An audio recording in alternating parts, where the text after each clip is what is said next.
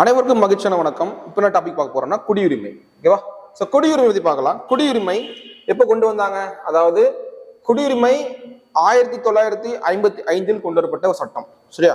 குடியுரிமை சட்டம் 1955 கொண்டு வந்திருக்கிறாங்க. ஸோ இதை பத்தி பார்க்கலாம். அதாவது குடியுரிமை சிட்டிசன், அதாவது சிட்டிசன்ற வார்த்தை சிவிஸ் என்ற ஒரு லத்தீன் சொல்லிருந்து பெறப்பட்டதாக அறியப்படுகிறது. அது மட்டும் இல்லாம இந்திய முழுவதும் ஒரே மாதிரியான ஒற்றை குடியுரிமை வழங்குதல் இதனுடைய நோக்கம். சரியா? அதாவது இந்தியா முழுக்க ஒரே மாதிரியான ஒற்றை குடியுரிமை வழங்குதல் தான் இந்த குடியுரிமை சட்டத்தினுடைய முக்கிய நோக்கமா இருக்கு. இது இந்திய அரசியலமைப்பின் பகுதி 2 பாகம் 2 சொல்லுவாங்க இல்லையா, பார்ட் 2 விதி 5 to 11 வரை இந்த விதிகள் குடியுரிமை மட்டுமே கூறுகிறது. சரியா? அப்ப பார்க்கலாம். இதுல என்ன சொல்லியிருக்காங்க அப்படின்னா, குடியுரிமை சட்டம் 1955 பாருங்க. இந்த குடியுரிமை சட்டமானது 1955 இயற்றப்பட்ட ஒரு குடியுரிமை சட்டம் நடைமுறைக்கு வந்துச்சுன்னு சொல்றாங்க. இதுக்கு முன்னாடி என்ன குடியுரிமை இருந்துச்சு சொன்னோம் அப்படின்னா, இதுக்கு முன்னாடி காமன்வெல்த் குடியுரிமை தான் அது மட்டும் இருந்துச்சு. ஓகேவா? இந்த காமன்வெல்த் குடியுரிமை தான் முன்னாடி இருந்துச்சு. இந்த 1955 கொண்டு வரப்பட்ட சட்டமானது இதுவரை எத்தனை முறை திருத்தி இருக்கான்னு சொல்லிட்டு பார்த்தோம் அப்படின்னா, சட்ட திருத்தமானது 8 முறை திருத்தப்பட்டதாக சொல்றாங்க. இது பழைய புக்குன்றதுனால 8 சொல்லியிருக்காங்க. ஆனால் இது மொத்தமாக 9 முறை திருத்தப்பட்டுள்ளது. சரியா? நம்முடைய குடியுரிமை சட்டம் 9 முறை திருத்தி இருக்கிறாங்க. கடைசியாக 2019 என்ன பண்ணிருக்காங்க? திருத்தி இருக்கிறாங்க. ஓகேவா? 2019 திருத்தப்பட்டுள்ளது. ரைட். அடுத்து பார்க்கிறோம் அப்படின்னா, இந்த காமன்வெல்த் இந்த குடியுரிமை சட்டமானது எப்போ நீக்கப்பட்டிருக்கு சொல்லிட்டு பார்த்தோம் அப்படின்னா 2003 இது நீக்கப்பட்டிருக்காங்க. இந்த 2003 சட்டமானது ரொம்ப இம்பார்ட்டன்ட் ஒரு விஷயம். ஏன் அப்படின்னா, இந்த எல்கே அத்வானி சொல்லக்கூடிய உள்துறை அமைச்சராக இருந்த எல்கே அத்வானி அவர்கள் LM சிங்வின்னு சொல்லக்கூடிய ஒரு தலைமையில் ஒரு குழு அமைச்சாங்க. LM சிங்வி. இது ஒரு ஆராய்வு குழுன்னு சொல்லுவாங்க. இது அரசியலமைப்பின் குடியுரிமை பற்றி ஆராய்வதற்காக அமைக்கப்பட்ட ஒரு குழு. இந்த குழு எல்கே அத்வானின்னு சொல்லக்கூடிய உள்துறை அமைச்சராக இருந்து அவர்கிட்ட ரிமோட் சப்மிட் பண்றாங்க. அவர் என்ன பண்றாரு அப்படின்னா, ஒரு விஷயத்தை கொண்டு வர்றாரு. அதாவது என்பிஆர் அப்படின்றது நேஷனல் பாப்புலேஷன் ரெஜிஸ்டர்னு சொல்லுவாங்க இல்லையா, இந்த முறையை கொண்டு வராரு. இது யாருடைய பிரதமராக இருந்தாருன்னா, அப்போ வாஜ்பாய் அவர்கள் பிரதமர் இருக்கும் போது இந்த திட்டம் கொண்டு வரப்பட்டது. அப்போதான் என்ன சொல்றாங்க அப்படின்னா, சட்டவிரோத குடியேறி அப்படின்னு சொல்லிட்டு ஒரு விஷயத்த ஆட் பண்றாங்க. ஓகேவா? சட்டத்தின் திருத்தத்தின் மூலமாக. ரொம்ப ரொம்ப இம்பார்ட்டன்ட் ஆனது. சரியா? அடுத்து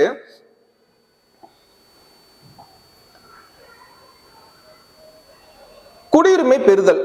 எத்தனை வகையில் குடியுரிமை பெறலாம், எத்தனை வகையில் குடியுரிமை இழக்கலாம் என்று பார்க்கலாம். அதாவது குடியுரிமை சட்டத்தின் வழியாக, ஓகேவா, குடியுரிமை சட்டத்தின் வழியாக 5 வழிமுறைகளை குடியுரிமை பெறலாம் சொல்றாங்க. எப்படி பார்க்கலாம்? ஃபர்ஸ்ட் ஒன் பிறப்பு, வம்சாவளி, பதிவு செய்தல், இயல்புரிமை மற்றும் பிரதேசங்கள் இணைப்பு. இந்த 5 வகையில குடியுரிமை பெறலாம். அப்போ குடியுரிமை எப்படி இழக்கலாம்? அப்போ குடியுரிமை இழத்தல் பெறுதல் பார்த்தோம் அப்படின்னா, பெறுதல் 5, இழத்தல் எப்படி இருக்கும்? இழத்தல் 3 வகை. இழத்தல் 3 ரொம்ப ரொம்ப இம்பார்ட்டன்ட். நிறைய பேர் கேட்டிருக்காங்க. குடியுரிமை பெறுதல் 5 வகை, இழத்தல் 3 வகை. சரியா? பாருங்க. ஃபர்ஸ்ட், பிறப்பின் மூலம் எப்படி குடியுரிமை பெறலாம் பாருங்க. பிறப்பின் மூலம் குடியுரிமை பெறுதல் இதுல பார்க்கும்போது 1950 ஜனவரி 26 அன்றோ அல்லதற்கு பின்னரோ 1950க்கு அப்புறமும் இந்தியாவில் பிறந்த அனைவரும் இந்திய குடிமக்கள் அப்படின்னு சொல்லுவாங்க. ஓகேவா? அதாவது கான்ஸ்டிடியூஷன் இம்ப்ளிமெண்ட் பண்ணப்பட்ட அந்த வருடம், அதுக்கு அப்புறம் 51, 52 அந்த இயர்ல அதுக்கப்புறம் பிறந்த எல்லாருமே ஆட்டோமேட்டிக்காவே இந்திய குடிமக்கள் சொல்லிட்டு உரிமை பெற்றுவாங்க. அடுத்து செகண்ட் ஒன் பார்த்தோம் அப்படின்னா வம்சாவளி. சோ வம்சாவளினா என்ன? ஒண்ணுமே கிடையாது. தந்தை மூலமாகவோ தாயின் மூலமாக குடியுரிமை பெறுதல். அப்பா ஒரு இந்திய குடிமகனாகவோ அம்மா இந்திய குடிமகனாக இருந்தா அந்த வகையில பெறலாம். என்ன சொல்றாங்க பாருங்க. 1950 ஜனவரி 26 அன்றோ அல்லது அதற்கு பின்னரோ வெளிநாட்டில் பிறந்த ஒருவரின் அவருடைய பிறந்த போது தந்தை இந்திய குடிமகனாக இருக்கும் பட்சத்தில் வெளிநாட்டில் பிறந்த அவர் வம்சாவளி மூலமாக குடியுரிமை பெறலாம். அதாவது 1950 அதற்கு அப்புறம் பெற்றோர்களை யாராவது ஒருத்தவங்க வெளிநாட்டில் இருக்கும்போது அவங்களுக்கு குழந்தை பிறகுது அப்படின்னா தந்தையின் வழியாக, அதான் சொல்லுவாங்க வம்சாவளின்னு சொல்லுவாங்க. அதன் அடிப்படையில் என்ன பண்ணலாம், குடியுரிமை பெறலாம் அப்படின்னு சொல்றாங்க. ஓகேவா? அடுத்து நெக்ஸ்ட் பதிவின் மூலம் சொல்றாங்க.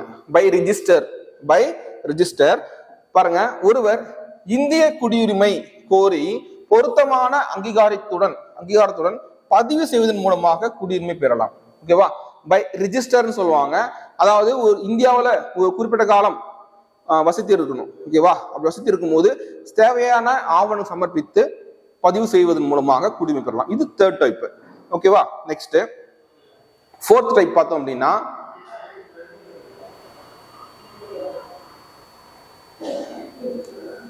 இயல்புரிமை மூலம்.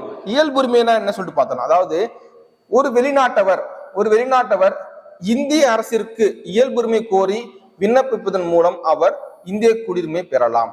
ஒரு வெளிநாட்டில் செய்யக்கூடிய ஒரு நபர் இங்க ஏதாவது வந்திருப்பாங்க, இந்தியாவுக்கு ஒரு வேலை வாய்ப்பாகவோ அல்லது அரசாங்க ஊழியராக வேலை செஞ்சுட்டு பல ஆண்டு காலம் இங்கே குடியிருந்து அப்படி இருக்கிறவங்க ஒரு குறிப்பிட்ட காலம் வாழ்ந்த பிறகு இந்திய குடியுரிமை கோரலாம். அதுதான் இயல்புரிமை. அதாவது வெளிநாட்டவர், புரியுதுங்களா, வெளிநாட்டவர் இந்திய அரசிற்கு இயலுரிமை கோர மூலமாக குடியுரிமை பெறலாம். இது ஃபோர்த் டைப்.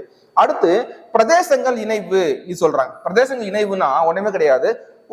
ஒரு போர் மூலமாகவோ ஏதாவது விஷயம் மூலமாகவோ இந்தியா வேற ஒரு நாடோ அல்லது பக்கத்துல ஒரு இடத்த ஆக்குபை பண்ணும்போது அந்த பகுதி மக்களையும், இப்போ எக்ஸாம்பிள் சொல்றேனே, சும்மா சொல்றேன், இப்போ இங்க பங்களாதேஷ் இருக்கு, பங்களாதேஷ் நம்ம கைப்பற்றிட்டோம் அப்படின்னா பங்களாதேஷ் மக்களுக்கு என்ன பண்ணலாம், இந்திய குடியுரிமை வழங்கலாம். ஸோ இதுதான் நாடுகள் இணைவின் மூலம் அப்படின்னு சொல்றாங்க. ஓகேவா? இது எக்ஸாம் சொல்ல போனா முன்ன பார்த்தோம் அப்படின்னா இந்திய விடுதலைக்கு பிறகு பாண்டிச்சேரி, கோவா அதெல்லாம் பிரெஞ்சுக்காரங்கிட்ட பிரிட்டிஷ்காரங்கிட்ட இருந்துச்சு. சரியா? இப்ப கோவா பார்த்தோம் அப்படின்னா போர்த்துகீசியர்கள், பாண்டிச்சேரினா பிரெஞ்சுக்காரங்கிட்ட. ஸோ அவங்கலாம் இந்தியாவுக்கிட்ட ஒப்படைச்சிட்டு போகும்போது அந்த பகுதி மக்களுக்கும் என்ன பண்ணாங்க, இந்திய குடியுரிமை வழங்கினாங்க. இதுதான் இதன் மூலமாக அது வழங்குறாங்க. சரியா? ஸோ இதெல்லாம் சொல்றாங்க அப்படின்னா பாருங்க, பிற நாடுகள் பகுதிகள் இந்தியாவுடன் இணையும் போது இந்திய அரசு அவ்வாறு இணையும் நாடுகளின் மக்கள் தனது குடிமக்களாக கருதி அவர்களுக்கு குடியுரிமை வழங்கலாம் அப்படின்னு சொல்றது. ரொம்ப புரியுதா? Simple, make it simple. Next குடியுரிமை இழத்தல். நான் ஆல்ரெடி சொல்லியிருக்கேன், குடியுரிமை எத்தனை வகையில் இழக்கலாம், குடியுரிமை 3 வகையில் இழக்கலாம். எப்படி இருக்கா பாருங்க, துரத்தல், முடிவுறச் செய்தல், இழத்தல். இந்த 3 வகையில குடியுரிமை இழக்கலாம். சோ என்ன சொல்லிட்டு பார்த்தலாம் பாருங்க. ஒரு குடிமகன் தாமாக முன் குடியுரிமை இழத்தல், டைரக்டா எனக்கு இந்தியாவில் வாழ பிடிக்கலைங்க, நான் என்னுடைய இந்திய குடியுரிமை இழக்க போறேன், எனக்கு வேணாம் சொல்லிட்டு போயிட்டு இருக்கலாம். அது ஃபர்ஸ்ட் டைப் இழத்தல் அப்படின்னு சொல்றது. ரைட்டா? புரியுதுன்னு நினைக்கிறேன். செகண்ட் அடுத்து இழத்தல் அப்படின்னு சொல்லுவாங்க. ரைட்டா? நெக்ஸ்ட் வேறு எந்த நாட்டில் குடியுரிமை பெறும் பொழுதும், வேற எந்த ஒரு நாட்டில் குடியுரிமை பெறும் போதும் தாமாகவே இந்திய குடியுரிமை முடிவுக்கு கொண்டு வருவாங்க. அதாவது ஒரு ஆளுக்கு ஒரு குடியுரிமை தான். சரியா? இப்ப என்கிட்ட ஒரு இந்திய குடியுரிமை இருக்கு, நான் ஒரு வெளிநாட்டுல வேற ஒரு குடியுரிமை வாங்கும் பொழுது என்னுடைய இந்திய குடியுரிமை தானாக இழக்க நேரிடும். அதான் விஷயம். சரியா? அடுத்த தேர்ட் டைப் இயல்புரிமை மூலம். சரியா?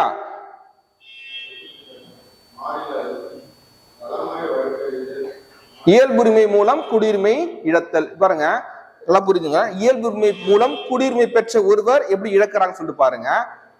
இயல்புரிமை மூலம் குடியுரிமை பெற்ற ஒரு குடிமகன் ஒண்ணுமே கிடையாது, நம்ம குடியுரிமை பெறுதல் மூலமாக 5வது டைப் பார்த்தோம் இல்லையா, இயல்புரிமை சொல்லிட்டு, சாரி 4th டைப்ல, அந்த 4th டைப்ல மூலமாக குடியுரிமை பெற்ற ஒரு நபர் ஒரு ஃபேக் ஆன் டாக்குமெண்ட் அல்லது நம்மளுடைய எதிரி நாட்டிடம் வணிகம் வச்சுக்கிட்டாலோ அல்லது எதிரி நாட்டிடம் வந்தாலோ இல்ல வேற ஏதாவது நாட்டுல 2 ஆண்டுகளுக்கு மேல் சிறை தண்டனை பெற்றிருந்தாலோ ஒரு ஃபேக் ஆன் டாக்குமெண்ட் கொடுத்துட்டு இந்தியாவுக்குள்ள வரும்போது அவரை கண்டுபிடித்து அவருடைய குடியுரிமை இழக்க செய்வாங்க. அதான் விஷயமே. சரியா? இந்த விஷயம் தான் கொடுத்துருப்பாங்க. இதான் குடியுரிமைன்னு சொல்லுவாங்க. ஓகேவா? சிம்பிளா பாக்குறோம் அப்படின்னா குடியுரிமை என்பது 1955 கொண்டு வந்தாங்க. 9 முறை திருத்தி இருக்கிறாங்க. LM சிங்கி என்பது குடியுரிமை பற்றி ஆராய்வதில் ஒரு குழு. LK அத்வானி உள்துறை அமைச்சராக இருந்தாரு. அப்போ பிரதமராக இருந்தவர் யார் என்றால் நம்மளுடைய வாஜ்பாய் அவர்கள். நெக்ஸ்ட் குடியுரிமை 5 வகையில் பெறலாம், குடியுரிமை 3 வகையில் இழக்கலாம். விஷயம் தான். ஓகேவா? தேங்க்யூ.